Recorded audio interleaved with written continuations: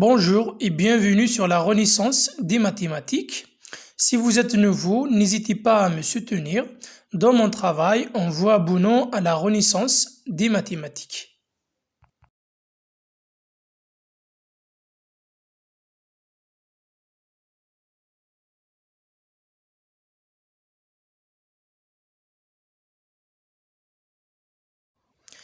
On est arrivé au problème numéro 3, soit le problème D0, qui est le problème de Dirichlet, défini par moins Laplacienne de U est égal à f dans oméga, avec f est une fonction de L2 de oméga.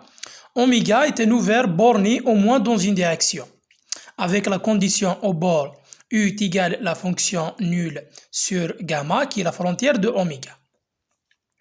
Question. Montrer que le problème D0 admet une unique solution dans H10 de oméga. Je vous conseille de mettre la vidéo en pause pour essayer et puis on passe à la solution de ce problème. Solution. Pour résoudre le problème D0, on doit d'abord trouver une formulation variationnelle pour D0 pour appliquer le théorème de l'axe Milgara. Pour cela, supposons que U appartenant à H10 de oméga, vérifions l'équation moins Laplacienne de U est égal à F dans D' de oméga. D' de oméga, c'est l'ensemble de toutes les distributions. H10, c'est l'espace de Sobolev d'ordre 1, avec U est égal à la fonction nulle sur la frontière de oméga. Cette équation elle est équivalente à l'équation suivante. Moins Laplacienne de U appliqué à phi, qui est égal à F appliqué à phi, pour tout phi appartenant à dit oméga, c'est-à-dire phi est une fonction test. Dit oméga, c'est l'ensemble de toutes les fonctions indéfiniment dérivables à support compact. Cette équation elle est équivalente à l'équation suivante. Moins la somme de J allant de 1 jusqu'à n, de d rond carré de U divisé par d rond xg au carré appliqué à phi, qui est égal à f appliqué à phi pour tout phi appartenant à dit oméga. Grâce à la dérivation au sens des distributions que j'ai rappelé dans ce petit tableau, on va utiliser cette formule et on trouve que l'équation précédente elle est équivalente à la somme de J allant de 1 jusqu'à n de d rond U divisé par d rond xg appliqué à d rond phi divisé par d rond xg qui est égal à f appliqué à phi pour tout phi appartenant à d de oméga.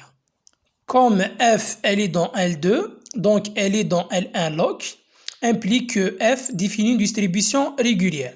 De même chose pour U qui est appartenant à H10, implique que d rond U elle est dans L2, donc elle est dans L1 log. Donc, d rond U définit une distribution régulière. Donc, on peut écrire la somme de J allant de 1 jusqu'à n de l'intégrale sur oméga de d rond U divisé par d rond xg fois d rond phi divisé par d rond xg dx qui est égal à l'intégrale sur oméga de f phi dx, quel que soit phi appartenant à dit oméga. Encore, on peut écrire l'intégrale sur oméga du gradient de U fois gradient de phi dx qui est égal à l'intégrale sur oméga de f phi dx quel que soit phi appartenant à d de oméga. Comme d de oméga est dense dans H10 de oméga, alors la formulation variationnelle de D0 est donnée par fv. Trouver U qui est appartenant à H10 de oméga, tel que pour tout V appartenant à H10 de oméga, on a l'intégrale sur oméga du gradient de U fois gradient de V dx est égal à l'intégrale sur oméga de fv dx, quel que soit V appartenant à H10 de oméga. Donc, au lieu de résoudre le problème D0, on va résoudre le problème fv à l'aide de l'application du théorème de l'axe Milgara. Pour H égale H10 de oméga, qui est un espace de Hilbert, et pour A au point UV, qui est égal à l'intégrale sur oméga du gradient de U fois gradient de V dx, est une forme bilinéaire sur H carré H. Il est facile de démontrer la bilinéarité de A. Et pour LV, qui est égal à l'intégrale sur oméga de fv dx, est une forme linéaire sur H il est facile de démontrer la linéarité de L. Maintenant, on va démontrer la continuité et la coercivité de A et la continuité de L. Commençons tout d'abord par la continuité de la forme bilinéaire A.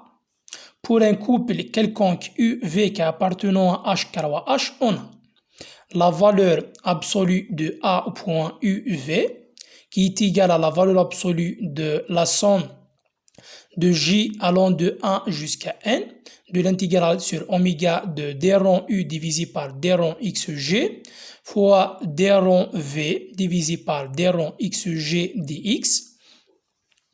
Grâce à l'inégalité de Cauchy-Schwarz, on obtient que la valeur absolue de A au point UV est inférieure ou égale à la somme de J allant de 1 jusqu'à N de la norme de U dans L2 de oméga fois la norme de V dans L2 de oméga, qui est inférieure ou égale à la norme de U dans L2 de oméga plus la somme de J allant de 1 jusqu'à N de la norme de UXG dans L2 de oméga, le tout fois la norme de V dans L2 de oméga, plus la somme de J allant de 1 jusqu'à N de la norme de VXG dans L2 de oméga.